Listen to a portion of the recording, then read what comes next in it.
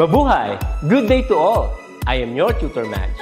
Welcome to ETUlay, a free online tutorial, an initiative of the Department of Education, Information and Communications Technology Service, Educational Technology Unit, ICTS EdTech. This program is aimed at helping and assisting learners from kindergarten, senior high school, ALS, Alive, and SPED learners. Aside from answering the modules, the ETUlay is offering programs which you will surely look forward to. Together with our parents and teachers, the ETUlay will bridge the gap where difficulty and ease meet in learning new knowledge and skills. So, let us prepare our modules, pen and paper. Ready your mind to see and hear worthwhile and interesting lessons. Let us now study and learn, together with our volunteer online tutors. Tara na!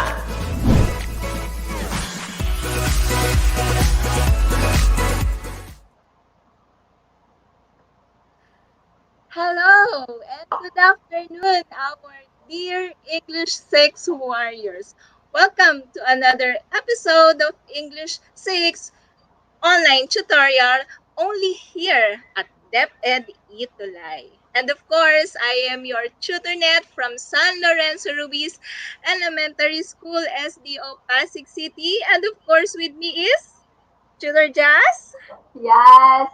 And my name is Tutor Giles, same school with Tutor Net, San Lorenzo Ruiz Elementary School, and same division, that's from, of course, division of Pasig City. Good afternoon to our very own SDS, Ma'am Maria Evelo Concepcion Agustin. And good afternoon, our dear warriors, English as 6 warriors all over the Philippines.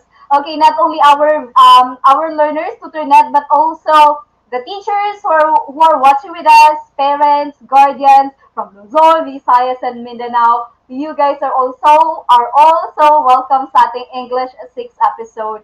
So let's see. I'm so excited to turn it kasi kanina while you are greeting them, I am really reading the comments and I can see how really participative they are. Ang dami na nila kanina. So let's Yes, see. ang aga nila, Tutor Jazz. Yes. Ito si Cassandra Bravo, our first comer. How do we say it? Yung pag physical class tayo, first comer, no? Now that we are virtual, how do we do it? yung Early yung bird.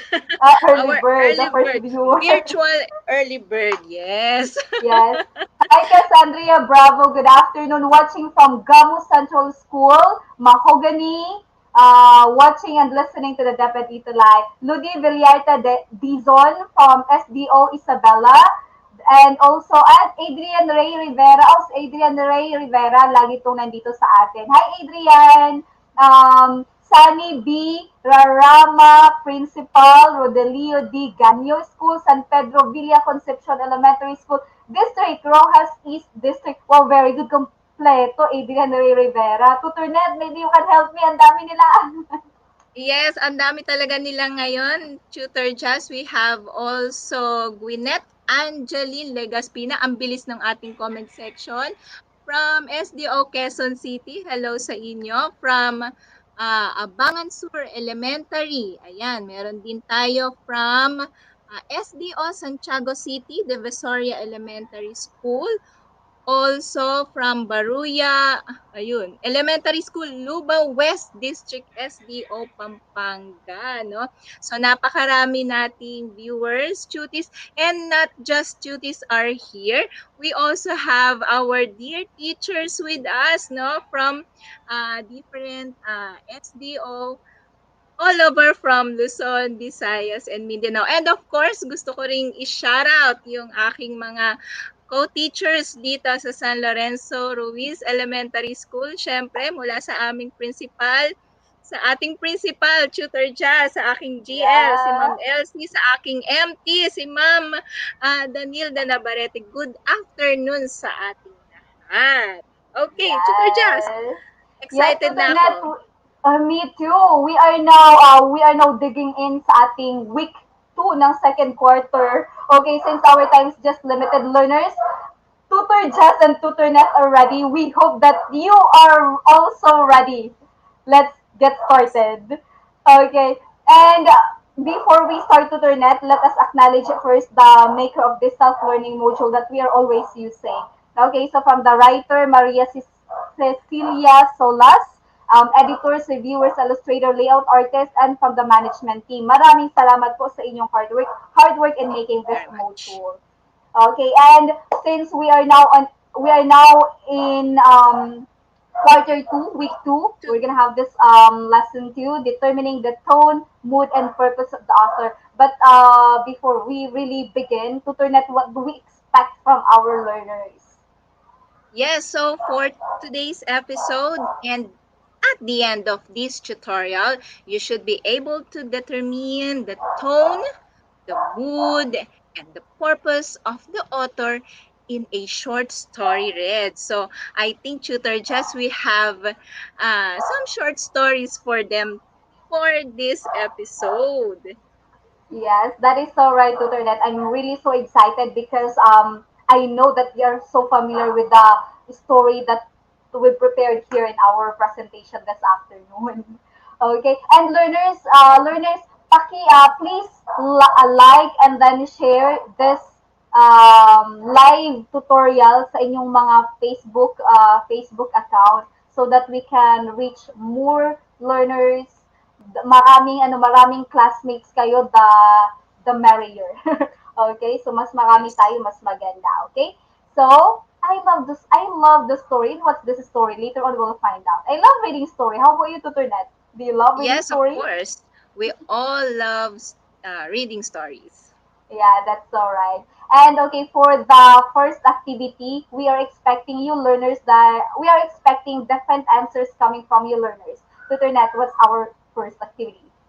Okay, so for this particular activity, of course, I would like you to be ready with your pen, paper, or a piece of your notebook. Okay, and so let's start and begin with our first activity. And the direction is we need to complete the following sentences. Okay, so write your answers on a separate answer sheet, and then later on, you're going to type in your answer in our comment section, and of course, we're going to read your answers here live in our Facebook online tutorial. Okay, let's start with number one. My favorite, my favorite book, rather. Again, let me read it again. My favorite book is blank. Okay, so dear learners, what is your favorite book? Okay, so let's complete this sentence with your answer. Okay, let me see. Roxeline Anderolf, my favorite book is storybooks, of course. Okay, let us make it more particular. Okay, so our answer is my favorite book is Harry Potter. Okay, so that is for me. How about you, Tutor Jess? Do you have any favorite book in particular? My favorite book is uh it's so hard to have a favorite book for me because I have lots. I cannot choose You one. have lot in mind, ano? Okay, Yes. okay. So, and of course, we do not have enough time for that. Okay, so let's move on to number two. Okay, when I read a book, I feel blank. So, how do you feel, dear learners, when you read your favorite book? Okay, let us see your answers. Oh, meron pa sumasagot. My favorite book is Lion and the Mouse. Okay, meron sumagot.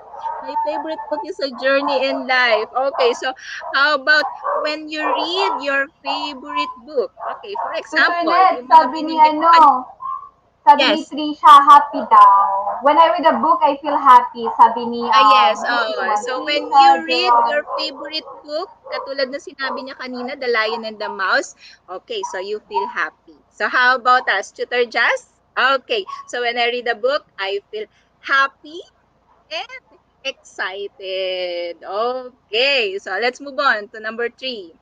I read a book because, okay, blank. So what do you think is the reason why we read book? Okay, let us see your answers in our comment section. Ayan, meron pang I feel excited. Ayan, Cassandra Bravo. Okay, Laika Alea. Okay, puro number 2 pa ang kanilang answers. Okay, so Trisha Denise says, I want to learn. Okay, that's is a very good answer. Sabi ni Gerald RV, I read a book because I want to learn a lot. Okay. So here it is. We read a book because it helps me build my vocabulary and imagination. Okay. So, tingnan natin mamaya kung mararamdaman natin yan pag nagbasa tayo ng ating featured short story. Okay, number 4. My favorite author or writer is blank. Of course, if my favorite book is Harry Potter, okay, so sino kaya ang aking favorite author? Of course, my favorite author is J.K. Rowling. Okay, sabi ni Cassandra, ay, number 3 pa rin. Wala pa tayong sumasagot ng number 4. Okay, so let's move on na. So we can move faster with our featured story for today. Ayun, napakita na ni Tutor Jazz. Sige, Tutor Jazz, excited ka na talaga eh. Yes, I'm so excited dito. Okay, so for our what's new part, learners, we've seen a while ago with TutorNet, no, like we're having different really answers, different preferences. Now, Yeah. same muna tayong babasahin, same tayo ng story. And the title is The Lion, the Mouse by Aesop. Okay, I hope that you are really familiar with this one. Let's get started. You read this one with Tutor Jazz and Tutor Ness, okay? So let's do it. One day, after a big meal, a great lion fell asleep at the door of his cave. As he was dreaming of all kinds of good things, he felt a tug at his mane and drowsily lifting up a paw, caught a little mouse. Grrr, growled the lion. What are you doing in my mane? I'll eat you up, said the lion. Oh, Oh, please, Your please. Majesty, squeaked the mouse. Please spare me. I had no idea you were a lion. I thought you were a haystack, and I was looking for some nice hay for my nest. If you forgive me and let me go, I'll repay you someday. One good turn deserves another. Some days later, a party of hunters were looking for lions to put into the zoo. They saw these huge tracks, caught him, and threw a big net over him while they hurried off to bring back a cage. The lion roared in anger and Jungle shook with his growl. The little mouse heard it and said, I know that voice. And off he pattered at full speed in the direction of the roars. He found the lion tugging at the ropes of the net and making as much noise as a thunderstorm. Said the mouse. Keep still and I'll take care of those ropes. The little mouse nailed away at the ropes, and the lion was able to escape just as the hunters were returning with a cage. I told you I would repay you someday, smiled the mouse. In triumph, even a mouse can help a lion. Ooh, that's the story of The Lion and the Mouse by Aesop. What's the moral that we can get here, Tutor Ness? Or maybe what's your favorite part, Tutor Ness? Yes, my favorite part of the story is that when the hunters are trying to cut and throw the net from the lion. Okay? Yan. And so, sino ang tumulong sa ating great lion? Of course, the mouse. And the moral of our story, Tutor Jazz? Okay, so the lion and the mouse moral is like what? Like, a kindness is never wasted. Okay, so it's just like Tuturnet, there is no person in the world so little. Like, even if you're so even if you think and you felt that you're so little, you can still make an impact to one's lives. Yung same thing Yes. here, na ang liit ng mouse, but then, and then, ang liit ng mouse, no, tapos the lion really so big, but at the end Yeah. of the day, the lion, the mouse helped the Help. lion. So you see, okay, that's the moral of the story. Do not Tutor underestimate. Just, Do let not me just read underestimate. yung isang comment ni Gerald RV. Ah, Sabi niya, yes, my repeat. favorite part is when the mouse help the lion. No? May mga ano sila, na may Mm, mga favorite part oo din nga. sila sa ating story. Sige nga, Yes. what's ano, Meron pa sabi niya, don't ano pa? judge the book by its appearance. Oh, Ay, nice oo, pwede. one. So, Okay, so let's move eto on. meron dito tutunet, Trisha Denise Yes. Stanislaw, my favorite part po is yung sinuklian po ng daga yung layon sa kabutihan po Ayan. niya. Yes, that's very right. Okay. And who's this one? Ano pa nga? Ito, same. Ito, Gwyneth, Angeline, small, big thing, you can still help. Okay, so yun, no? Yes. I-apply natin sa atin. So, kahit, halimbawa, kayo learners, even if your season is just a student right now, you can still help. Do not underestimate your season because your season means a lot to other people. Okay? So, even if estudyante kayo, may magagawa kayo. Okay? So, maliit True. man o malaki, okay, it doesn't matter as long Doesn't as matter. as long as your heart has a desire to help, then that's it. That really matters. Okay, Tutornet, let's now proceed to the guide questions. Learners, I want you to answer these questions in a complete sentence. You always remember when we are asking you questions, you always answer in a complete sentence. That's how we do it in English, okay? Number one question. What made the lion fall asleep after a big meal? What is your answer, learners? What made the lion fall asleep after a big meal? Okay, number one, may na po ba tayong sagot, Tutornet? Coming from our learners nationwide. We're waiting for their answers. Okay. Ayan, sabi ni Mark Platon, the lion and the mouse shows the bringing back the gratitude that you did in a person. Siguro yun yung moral lesson na nakuha Yes. niya, no? Yes, okay. So, wala pa tayong answers dito. Okay, and Siguro, let's have this one first, no, Tutornet. Our answer for number one is, what is the answer, Tutornet? yes, he was full or satiated. Yan. Okay. Pusog siya, no? Kaya siya nakatulog. Okay, and for number two question, Tutornet, what kind of animal did the lion catch?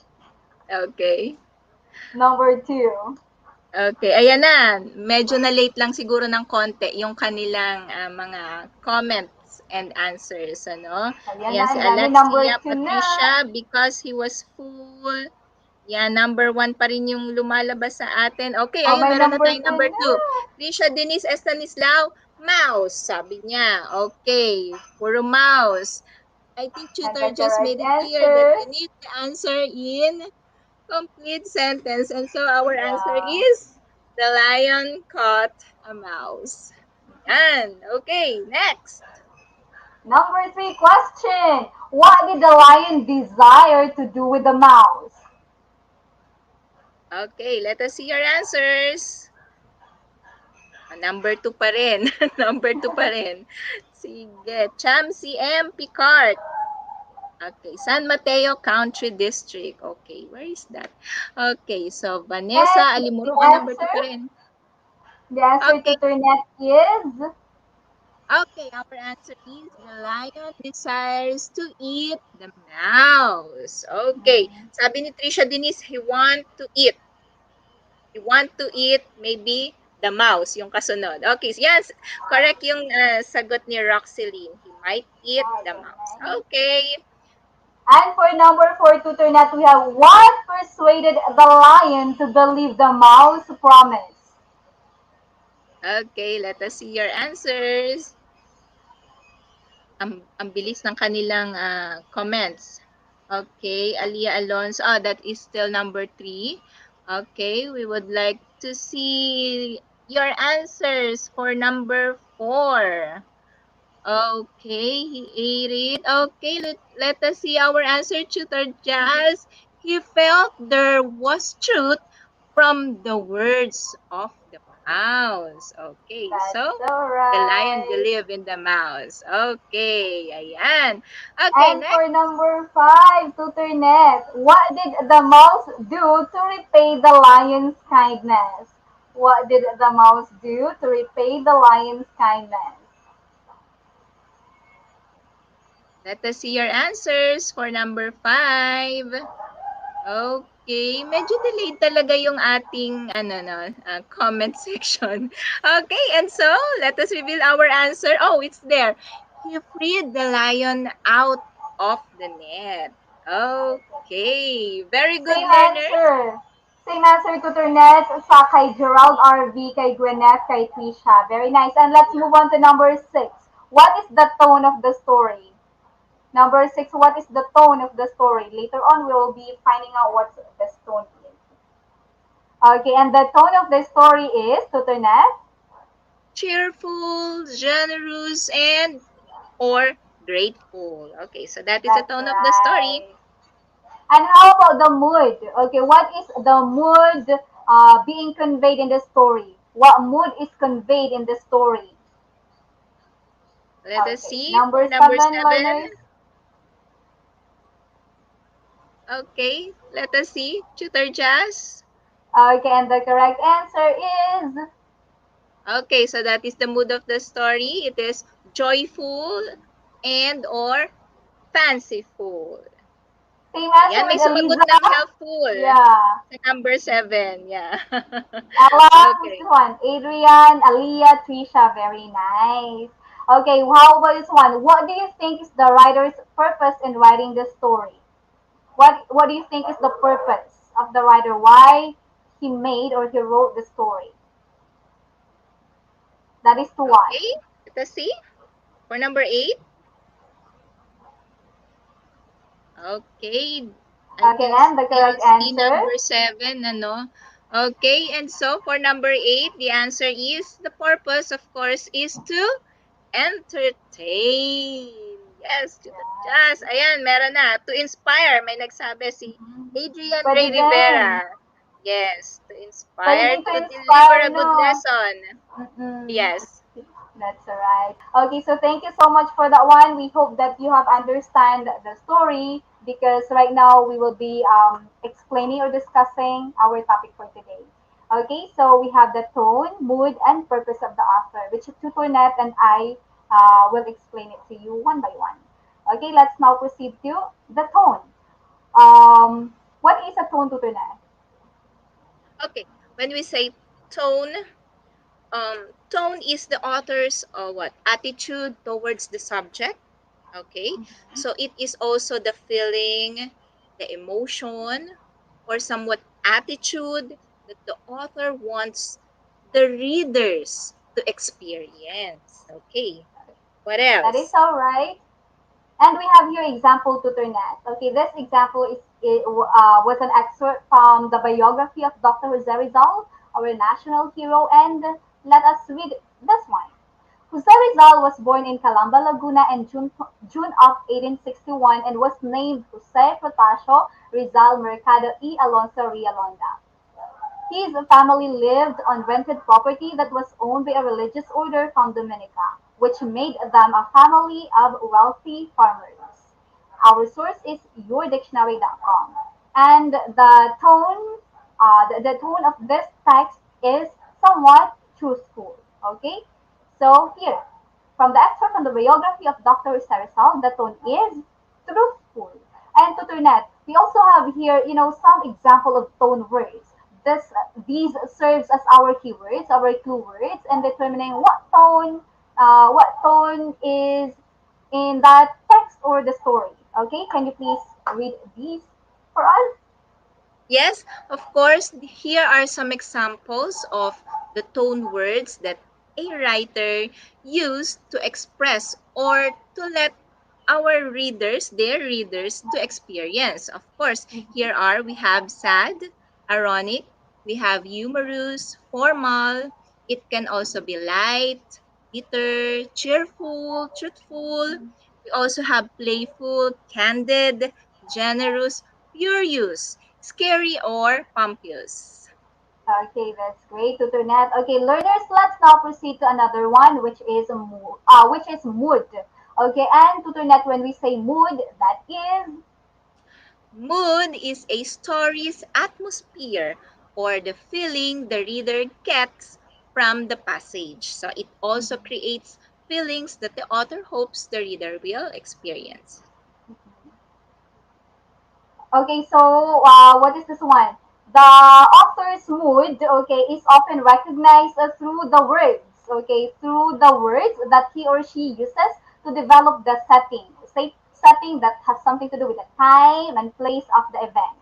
And Dr. Net, we have here an example, excuse me, an example of mood, okay? So this one is an excerpt from the speech. The Filipino is worth dying for by Benigno Nonoy Aquino Jr. And let's have this one. I have asked myself many times, is the Filipino worth suffering or even dying for? Is he not a coward who would really readily yield to any colonizer, be he foreign or homegrown? Is a Filipino more comfortable under an authoritarian leader because he doesn't want to be burdened with the freedom of choice? Is he unprepared or worse, ill suited for presidential or parliamentary democracy? And the mood coming from this text is somewhat reflective. Okay, so we have here excerpt from the speech of the Filipinos were dying for. The mood is reflective because we have these how do you say it?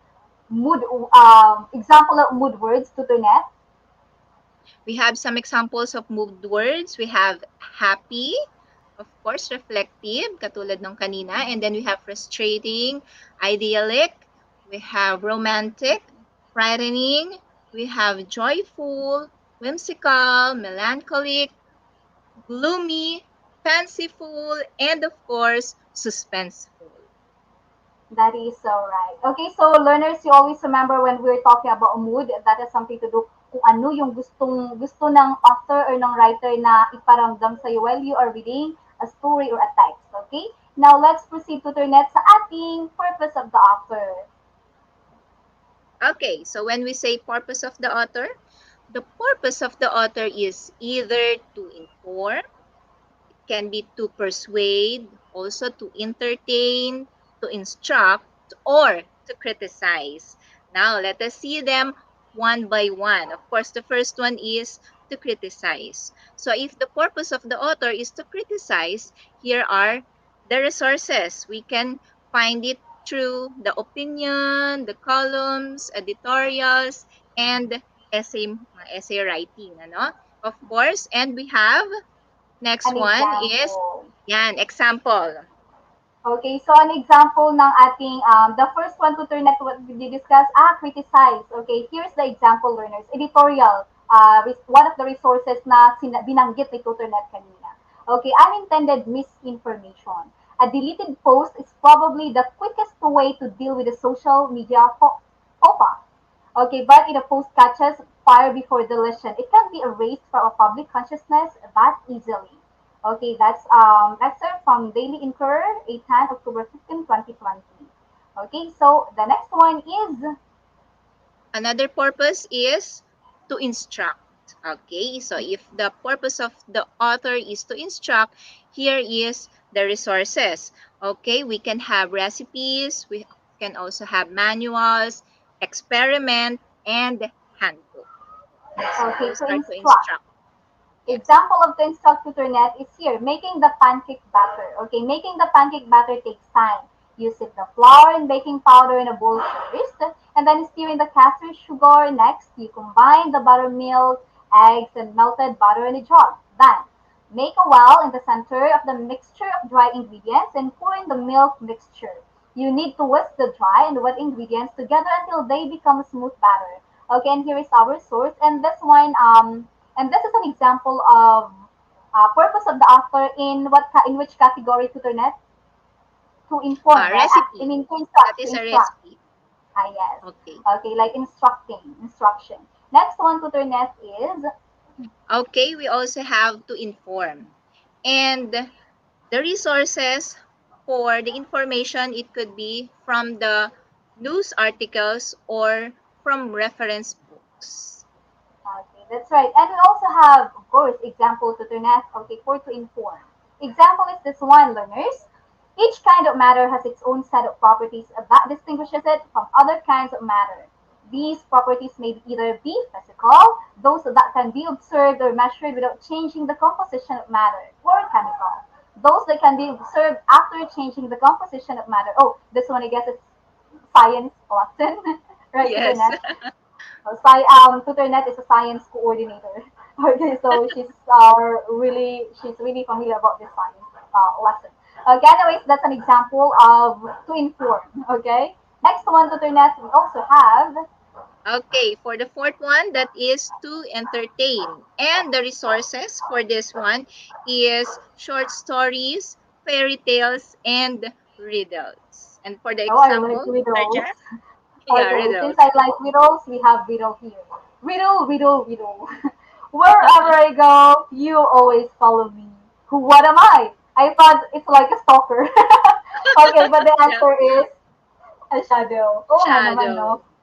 Kahit saan tayo pumunta, lagi siya nandyan. That's a shadow.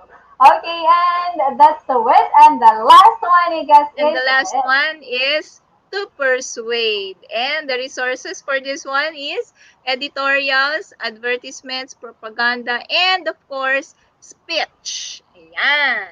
Oh, right. For this one, we have this example. Wow, parlor. Okay, example is Margin Parlor soon to open.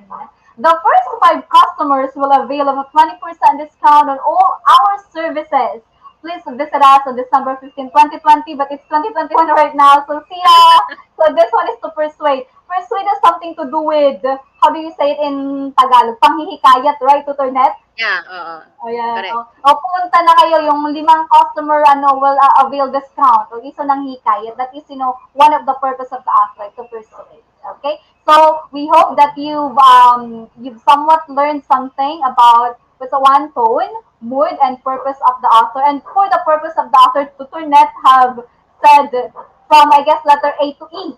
Right? Letter Yeah. A to E. Yes. Okay, so ano yung mga purpose ng author? Now, learners, let's have this.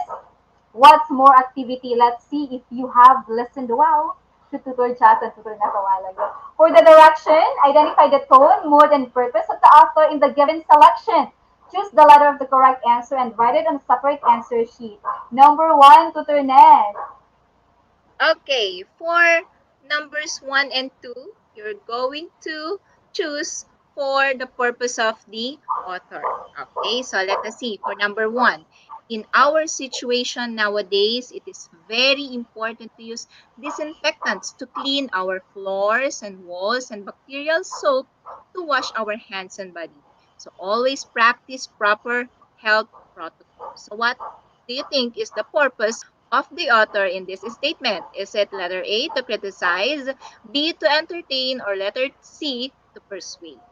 Okay, letter C. Oh, may sagot na sila. Si Leila Camille Vergara answers letter C.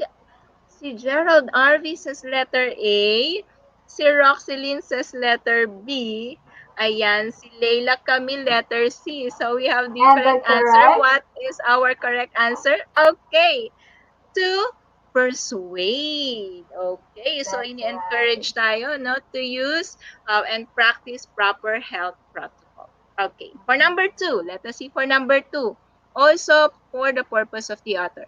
So from Joviki's news article on Philippine Daily Inquirer, dated October 15, 2020, according to Health Undersecretary Maria Rosario Bergeri, tama ba yung aking pagbigkas sa Mm. kanyang surname?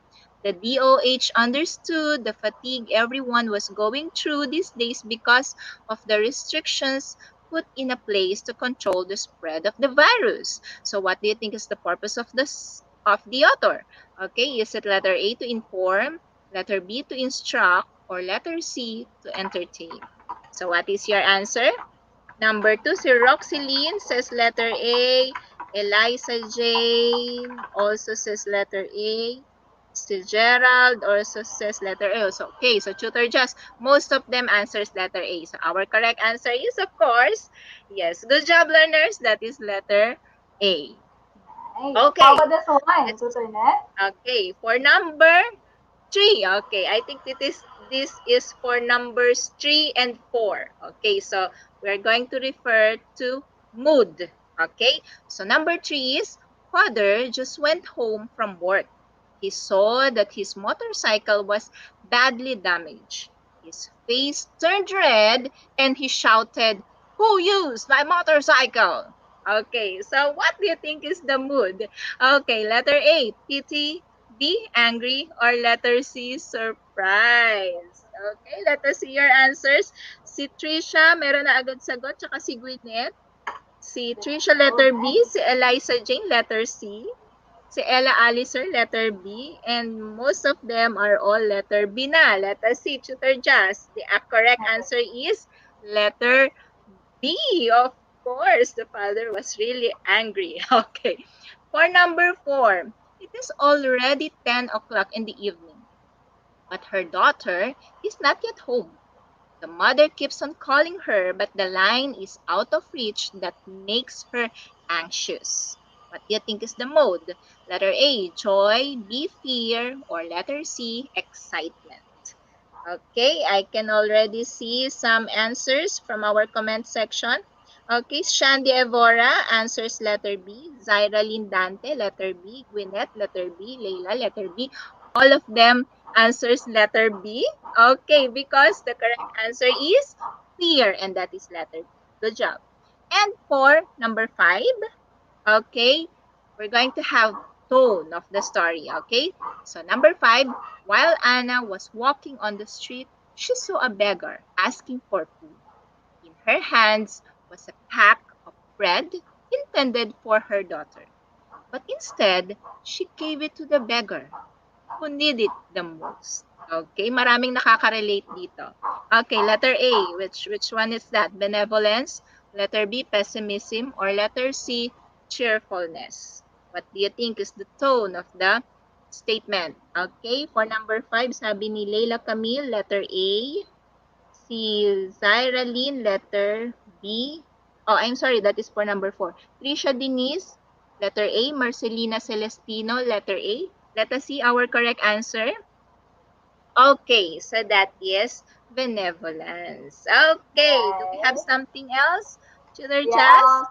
yeah, thank you so much, Tutor Ness, for guiding our learners and answering this What's More activity. And I can see that many of our learners got like 4 to 5. Okay, 4 to 5 out of 5. Okay, great, great. Okay, and now learners all over the Philippines, let us summarize what we have learned for today. Let's see if you have listened well. Okay, so for the direction, you complete each statement. Okay, write your answer on a separate answer sheet. And for here, since naka-live tayo, you just have to comment it down. Alright? Now, let's move on to this one.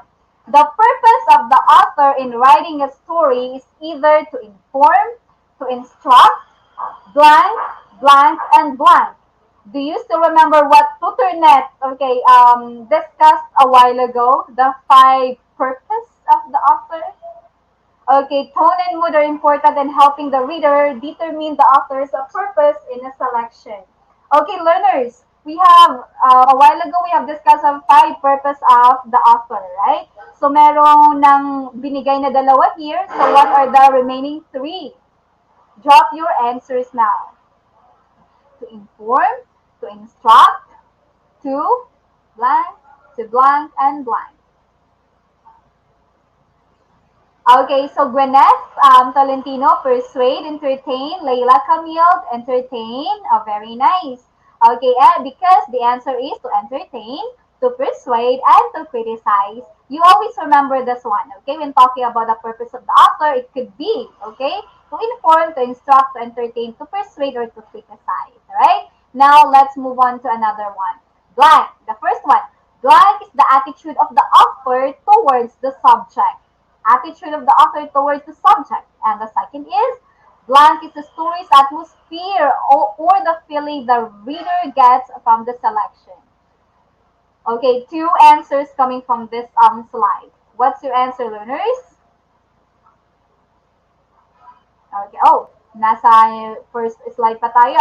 Okay, Okay, anong sagot kaya dito? May tone. Okay, may tone and mood. Very nice. Ano nga bang tamang sagot? That is right. Okay, so we have tone. Okay, tone po, sabi ni Orion Miles Felipe, Gerard R.V. Cantor, and Layla. Very good. Tone and mood ito. Okay, so for our assessment, let's see if you get it correctly. Let's have this direction for our assessment. Determine the tone, mood, and purpose of the author in each paragraph and passage. Okay? Let's start with this one. Number one. My friend wants to read write-ups about different events and personalities. Okay, what is this one? Number one, Uh, come on learners. okay. Andun pa rin sila sa Wait. I'm sa sorry. ating. Okay, I'm Ayan, meron na. sorry. Wait. Here. Let's start. Okay, let's start here, Tutornet. Okay, wait. Let's start sa number 2 na lang, Tutornet. Okay, the room is decorated with different colors of heart shapes and petals of roses. And petals of roses are scattered on the floor. It is a perfect night to celebrate my parents' wedding anniversary. For number 2 learners, is it playful, determined, or romantic?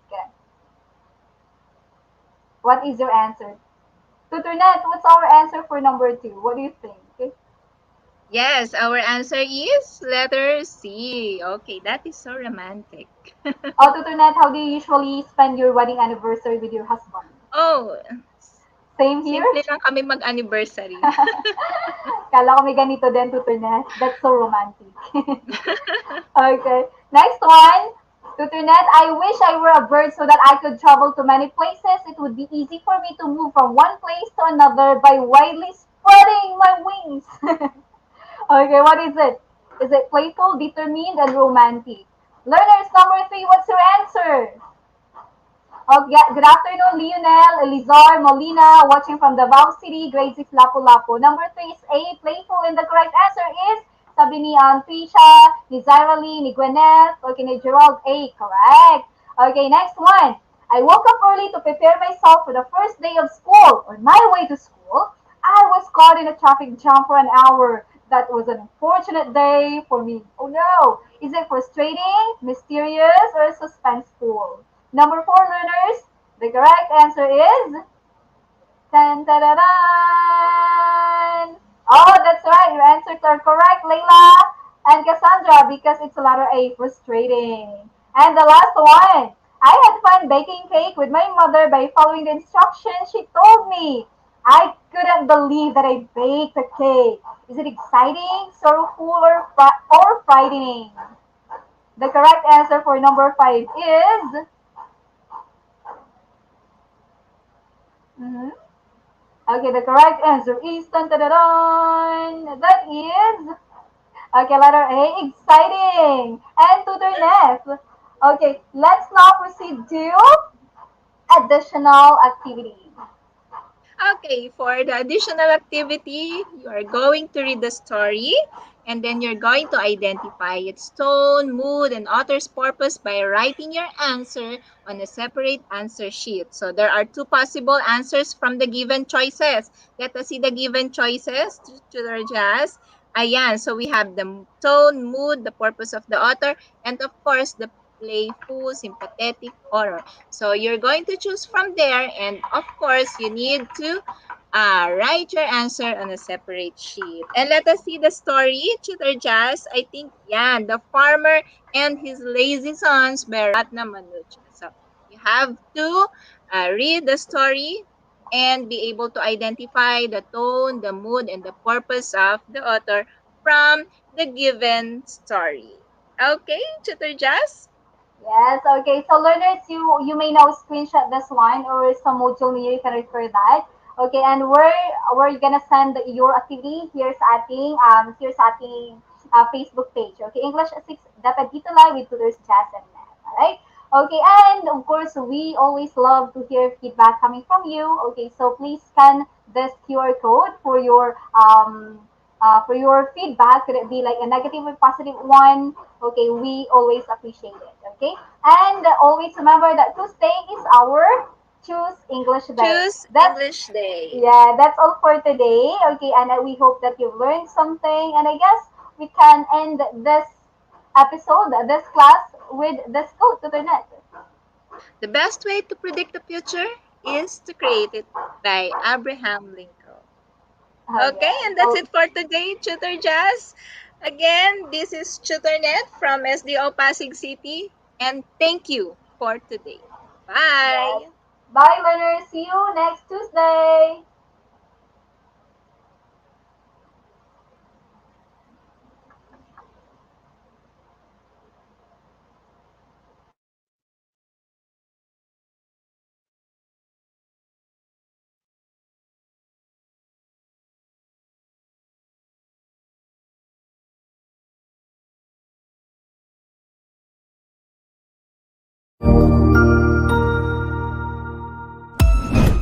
Ang husay naman! Natapos mo ang iyong tutorial session kasama ang iyong mahusay na ETUlay tutor. May bago ka bang natutuhan? I-share na yan gamit ang hashtag ETUlay Level Up. Huwag aalis ha, dahil may susunod pang programa na pwede mo ring panoorin at salihan. Dahil naghihintay na ang iyong mga tutors. Happy learning dito sa ETUlay!